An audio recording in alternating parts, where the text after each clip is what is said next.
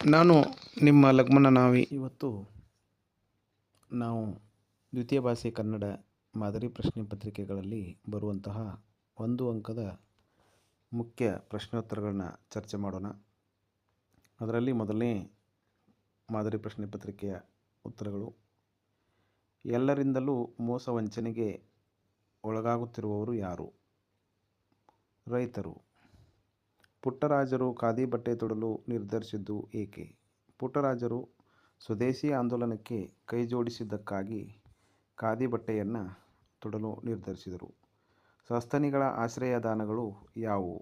ಸಸ್ತನಿಗಳ ಆಶ್ರಯದಾನಗಳು ಗುಹೆ, ಪೊಟರೆ, ಗೂಡು. ವಿದ್ಯಾರ್ಥಿಗಳು ಕಾಫಿ ಕುಡಿಯಲು ಎಂತಹ ಕಪ್ಪುಗಳನ್ನು ಆರಿಸಿಕೊಂಡರು? ವಿದ್ಯಾರ್ಥಿಗಳು ಕಾಫಿ ಕುಡಿಯಲು ಬೆಲೆ ಬಾಳುವ ಕಪ್ಪುಗಳನ್ನು ಆರಿಸಿಕೊಂಡರು. ಗಂಗೆಯಲ್ಲಿ ತೇಲುತ್ತಿದ್ದ ನೂರಾರು ದೀಪಗಳು ಹೇಗೆ ಕಾಣುತ್ತಿದ್ದವು? ಗಂಗೆಯಲ್ಲಿ ತೇಲುತ್ತಿದ್ದ ನೂರಾರು ದೀಪಗಳು ನದಿಯ ಬಟ್ಟೆಗೆ ಬೆಳಕಿನ ಕಸೂತಿ ಹಾಕಿದಂತೆ ಕಾಣುತ್ತಿದ್ದವು. ಗೋಪಾಲನು ಶಾಲೆಯಿಂದ ಮನೆಗೆ ಮರಳುವಾಗ ಏಕೆ ಭಯಪಡುತ್ತಿದ್ದನು?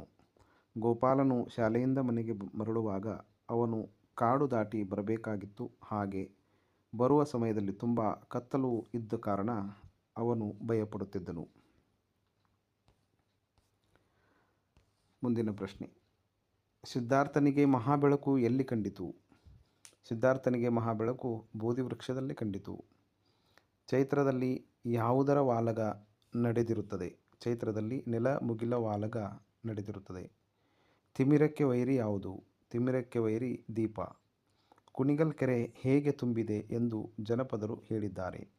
ಕುಣಿಗಲ್ ಕೆರೆ ನಿಂಬೆಯ ಹಣ್ಣಿನಂತೆ ತುಂಬಿದೆ ಎಂದು ಜನಪದರು ಹೇಳಿದ್ದಾರೆ. ಸಂತೆಯೊಳಗೊಂದು ಮನೆಯನ್ನು ಮಾಡಿದರೆ ಯಾವುದಕ್ಕೆ ಅಂಜಬಾರದು?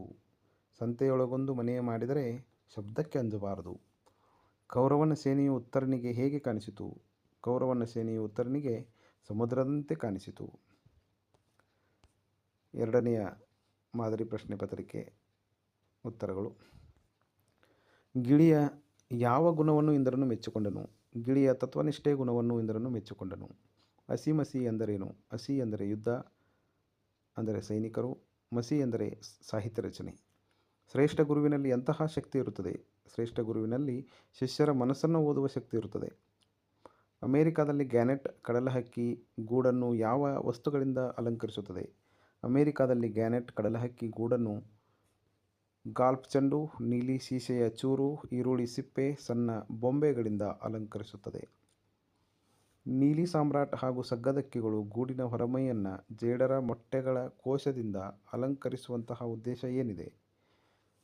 ನೀಲಿ ಸಾಮ್ರಾಟ್ ಹಾಗೂ ಸಗ್ಗದಕ್ಕಿಗಳು ಶತ್ರುಗಳ ಕಣ್ಣಿಗೆ ಗೂಡು ಗೋಚರಿಸಬಾರದು ಎಂದು ಈ ರೀತಿ ಉದ್ದೇಶದಿಂದ ಅವು ಮೊಟ್ಟೆಗಳ ಕೋಶದಿಂದ ಅಲಂಕರಿಸುತ್ತವೆ.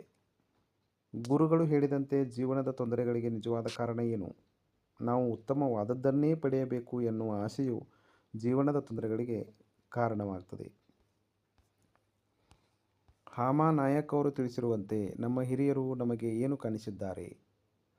ಸತ್ಯವನ್ನು ಹೇಳು, ಸತ್ಯವನ್ನು ಹೇಳುವ ಸತ್ಯವನ್ನು ಪ್ರಿಯವಾಗಿ ಹೇಳು ಎನ್ನುವ ಸೌಜನ್ಯದ ಗೆರೆಯನ್ನು ನಮಗೆ ತಿಳಿಸಿದ್ದಾರೆ.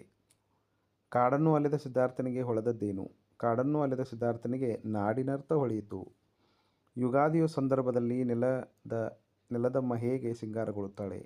ಯುಗಾದಿಯ ಸಂದರ್ಭದಲ್ಲಿ ನೆಲದಮ್ಮ ಬಗೆ ಬಗೆಯ ಬಣ್ಣಗಳಿಂದ ಬರೆದ ಚಿತ್ರದ ಹಾಗೆ ಸಿಂಗಾರಗೊಳ್ಳುತ್ತಾಳೆ. ಕವಿ ಎಂ ಗೋಪಾಲಕೃಷ್ಣ ಅಡಿಗರು ಎಂತಹ ಹೇಳಿತನ ಬೇಡ ಎಂದಿದ್ದಾರೆ? ಗಾಳಿ ಬಂದೆಡೆ ತಿರುಗುವ ಹೇಳಿತನ ಬೇಡ ಎಂದಿದ್ದಾರೆ. ಕುಣಿಗಲ್ ಕೆರೆ ಹೇಗೆ ಬಾಗಿದೆ? ಕುಣಿಗಲ್ ಕೆರೆ ಬಾಳೆಹಣ್ಣಿನಂತೆ ಬಾಗಿದೆ. ವೇಷ ಮತ್ತು ಆಚರಣೆಗಳ ನಡುವಿನ ಸಂಬಂಧ ಹೇಗಿರಬೇಕೆಂದು ಸಿದ್ದರಾಮ ಹೇಳುತ್ತಾರೆ? ವೇಷ ಮತ್ತು ಆಚರಣೆಗಳು ಒಂದೇ ಆಗಿರಬೇಕು ಎಂದು ಸಿದ್ದರಾಮ ಹೇಳುತ್ತಾರೆ. ಮೂರನೆಯ ಮಾದರಿ ಪ್ರಶ್ನೆ ಪತ್ರಿಕೆ: ವಿಷದ ಬಾಣವು ಮರಕ್ಕೆ ತಗುಲಿದ್ದರಿಂದಾದ ಪರಿಣಾಮವೇನು? ವಿಷದ ಬಾಣವು ಮರಕ್ಕೆ ತಗುಲಿದ್ದರಿಂದ ಮರವು ಒಣಗಿ ನಿಂತಿತು. ಈ ನಾಡಿನ ಬೆನ್ನೆಲುಬು ಯಾರು? ಈ ನಾಡಿನ ಬೆನ್ನೆಲುಬು ಕೃಷಿಕ.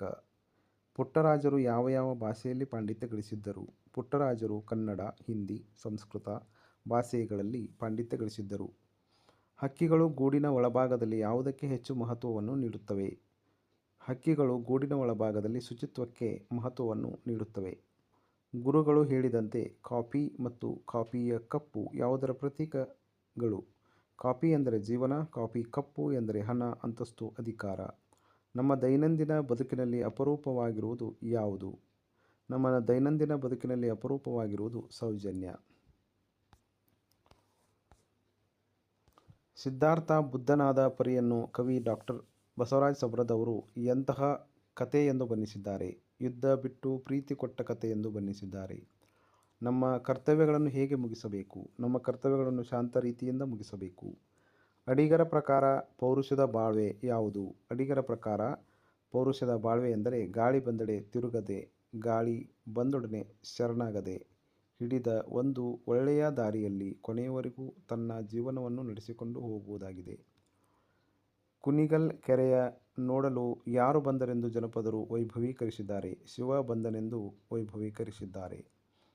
ಸಿದ್ದರಾಮರ ಪ್ರಕಾರ ಕೆರೆಗಳು ನಿಷ್ಪ್ರಯೋಜಕವಾಗುವುದು ಯಾವಾಗ? ನೀರು ಇಲ್ಲದಿದ್ದಾಗ. ಉತ್ತರಕುಮಾರನು ಕೌರವರ ಸೇನೆ ಕಂಡು ಹೇಗೆ ಓಡಿದನು? ನಿಟ್ಟೋಟದಲ್ಲಿ ಓಡಿದನು. ಬೇಡನು ಪ್ರಾಣಿಗಳನ್ನು ಕೊಲ್ಲಲು ಮಾಡುತ್ತಿದ್ದ ಉಪಾಯವೇನು? ಬೇಡನು ಪ್ರಾಣಿಗಳನ್ನು ಕೊಲ್ಲಲು ವಿಷ ಸವರಿದ ಬಾಣಗಳನ್ನು ಸಿದ್ಧ ಮಾಡಿಕೊಳ್ಳುತ್ತಿದ್ದನು. ದೇಶದ ಉದ್ಧಾರ ಯಾರು ಯಾರನ್ನು ಅವಲಂಬಿಸಿದೆ? ದೇಶದ ಉದ್ಧಾರ ಹಸಿ ಮಸಿ ಕೃಷಿಯನ್ನು ಅವಲಂಬಿಸಿದೆ. ಪುಟ್ಟರಾಜರ ತಂದೆ ತಾಯಿಗಳ ಹೆಸರೇನು? ಪುಟ್ಟರಾಜರ ತಂದೆ ತಾಯಿಗಳ ಹೆಸರು: ತಂದೆಯ ಹೆಸರು ರೇವಣ್ಣಯ್ಯ, ತಾಯಿ ಸಿದ್ದಮ್ಮ.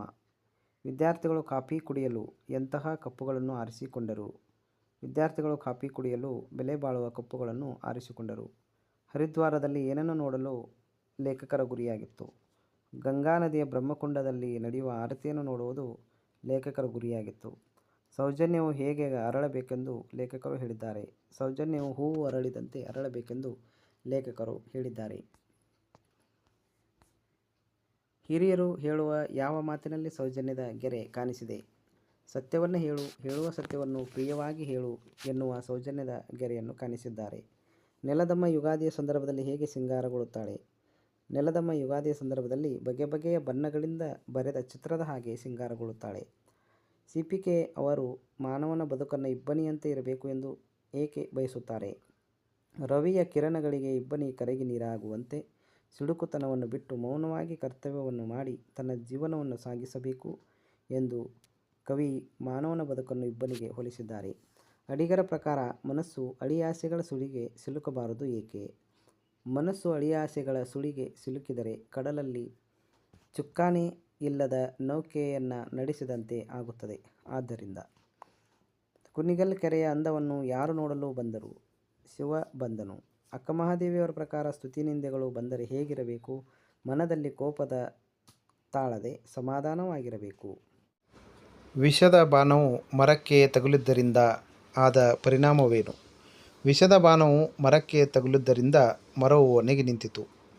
ದೇಶದ ಉದ್ಧಾರ ಯಾರು ಯಾರನ್ನು ಅವಲಂಬಿಸಿದೆ ಎಂದು ಶ್ರೀ ಪಂಡಿತಾರಾಧ್ಯ ಶಿವಾಚಾರ್ಯರು ಹೇಳಿದ್ದಾರೆ. ದೇಶದ ಪ್ರಗತಿ, ಜನರ ಉದ್ಧಾರ ಹಸಿ ಮಸಿ ಕೃಷಿಯನ್ನು ಅವಲಂಬಿಸಿದೆ ಎಂದು ಲೇಖಕರು ಹೇಳಿದ್ದಾರೆ. ಪುಟ್ಟರಾಜರು ಯಾವ ಯಾವ ಭಾಷೆಗಳಲ್ಲಿ ಪಾಂಡಿತ್ಯ ಗಳಿಸಿದ್ದರು? ಪುಟ್ಟರಾಜರು ಕನ್ನಡ, ಹಿಂದಿ, ಸಂಸ್ಕೃತ ಭಾಷೆಗಳಲ್ಲಿ ಪಾಂಡಿತ್ಯ ಗಳಿಸಿದ್ದರು. ಗುರುಗಳು ಹೇಳಿದಂತೆ ಜೀವನದ ತೊಂದರೆಗಳಿಗೆ ನಿಜವಾದ ಕಾರಣ ಯಾವುದು? ಉತ್ತಮವಾದದ್ದನ್ನೇ ಪಡೆಯಬೇಕೆನ್ನುವ ಆಸೆಯು ಜೀವನದ ತೊಂದರೆಗಳಿಗೆ ನಿಜವಾದ ಕಾರಣವಾಗಿದೆ ಎಂದು ಗುರುಗಳು ಹೇಳಿದ್ದಾರೆ. ಗಂಗೆಯಲ್ಲಿ ತೇಲುತ್ತಿದ್ದ ನೂರಾರು ದೀಪಗಳು ಹೇಗೆ ಕಾಣುತ್ತಿದ್ದವು? ಗಂಗೆಯಲ್ಲಿ ತೇಲುತ್ತಿದ್ದ ನೂರಾರು ದೀಪಗಳು ನದಿಯ ಬಟ್ಟೆಗೆ ಬೆಳಕಿನ ಕಸೂತಿ ಹಾಕಿದಂತೆ ಕಾಣುತ್ತಿದ್ದವು. ಹಾಮಾನಾಯಕರು ಹೇಳುವಂತೆ ನಮ್ಮ ದೈನಂದಿನ ಬದುಕಿನಲ್ಲಿ ಅಪರೂಪವಾದದ್ದು ಯಾವುದು? ನಮ್ಮ ದೈನಂದಿನ ಬದುಕಿನಲ್ಲಿ ಅಪರೂಪವಾದದ್ದು ಸೌಜನ್ಯ. ಸಿದ್ಧಾರ್ಥ ಬುದ್ಧನಾದ ಪರಿಯನ್ನು ಬಸವರಾಜ ಸವರದ್ ಅವರು ಎಂತಹ ಕಥೆಯೆಂದು ಬಣ್ಣಿಸಿದ್ದಾರೆ? ಸಿದ್ಧಾರ್ಥ ಬುದ್ಧನಾದ ಪರಿಯನ್ನು ಕವಿ ಯುದ್ಧ ಬಿಟ್ಟು ಪ್ರೀತಿ ಕೊಟ್ಟ ಕಥೆಯೆಂದು ಬಣ್ಣಿಸಿದ್ದಾರೆ. ತಿಮಿರಕ್ಕೆ ವೈರಿ ಯಾವುದು? ತಿಮಿರಕ್ಕೆ ವೈರಿ ದೀಪ. ಅಡಿಗರು ಹಗಲಿರುಳು ಯಾವುದಕ್ಕೆ ಹೋರಾಡಬೇಕೆಂದು ಹೇಳುತ್ತಾರೆ? ಒಂದೇ ಹೆಗ್ಗುರುಗೆ ಹಗಲಿರುಳು ಹೋರಾಡಬೇಕೆಂದು ಅಡಿಗರು ಹೇಳುತ್ತಾರೆ. ಜನಪದರು ತಿಳಿಸಿರುವಂತೆ ಕುಣಿಗಲ್ ಕೆರೆಯು ಹೇಗೆ ಬಾಗಿದೆ? ಜನಪದರು ತಿಳಿಸಿರುವಂತೆ ಕುಣಿಗಲ್ ಕೆರೆಯು ಬಾಳೆಹಣ್ಣಿನಂತೆ ಬಾಗಿದೆ. ಸಿದ್ದರಾಮರು ಹೇಳುವಂತೆ ಕೆರೆಗಳು ನಿಷ್ಪ್ರಯೋಜಕ ಆಗುವುದು ಯಾವಾಗ? ನೀರು ಇಲ್ಲದಿದ್ದಾಗ ಕೆರೆಗಳು ನಿಷ್ಪ್ರಯೋಜಕ ಆಗುತ್ತವೆ. ಅರ್ಜುನನು ಯಾರನ್ನು ನಾಡನರಿ ಎಂದು ಕರೆದಿದ್ದಾನೆ? ಅರ್ಜುನನು ಉತ್ತರನನ್ನು ನಾಡನರಿ ಎಂದು ಕರೆದಿದ್ದಾನೆ. ಧನ್ಯವಾದಗಳು.